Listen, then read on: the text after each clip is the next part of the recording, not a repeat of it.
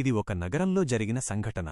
స్వాతి అనే అమ్మాయి ఒక ఐటీ కంపెనీలో పనిచేస్తోంది. ప్రతిరోజులాగే ఒకరోజు కూడా ఆమె రాత్రి 9 గంటలకు ఆఫీస్నుంచి బయలుదేరింది.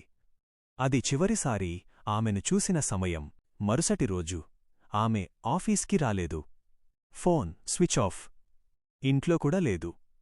కుటుంబ సభ్యులు టెన్షన్ అయ్యారు. పోలీసులకు కంప్లైంట్ ఇచ్చారు. పోలీసులు సీసీటీవీ ఫుటేజ్ చూశారు. ఒక వీడియోలో ఆమె ఆఫీస్ నుంచి బయటకు వస్తోంది. మరొక వీడియోలో ఆమె ఒక క్యాబ్లో కూర్చుంది.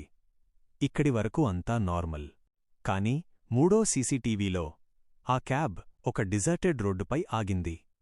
ఒక షాడో కారు దగ్గరికి వచ్చింది. కొన్ని సెకండ్స్ తర్వాత క్యాబ్ మళ్లీ కదిలింది.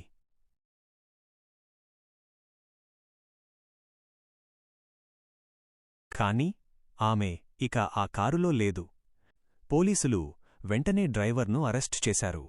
అతను మొదట ఏమీ తెలియదన్నాడు. విచారణలో అతను చెప్పిన మాటలు అందర్నీ షాకు గురిచేశాయి.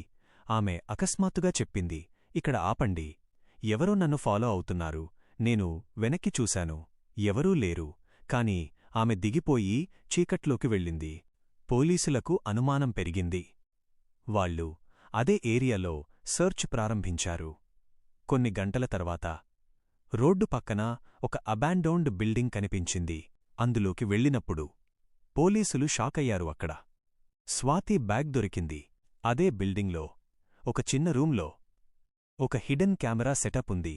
ఆ ఫుటేజ్ చూసినప్పుడు కేసు పూర్తిగా మారిపోయింది. అందులో ఒక వ్యక్తి స్వాతిని ఫోర్స్ చేసి లోపలికి తీసుకెళ్తున్నాడు. ఆ వ్యక్తి ఎవరో తెలుసా? అతనే ఆ క్యాబ్ డ్రైవర్. అతను ముందే ఆ రూట్ ప్లాన్ చేశాడు. ఆ షాడో కూడా అతడే.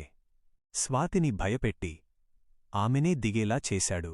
తర్వాత అతను ఆమెను ఫాలో చేసి బిల్డింగ్లోకి తీసుకెళ్లాడు.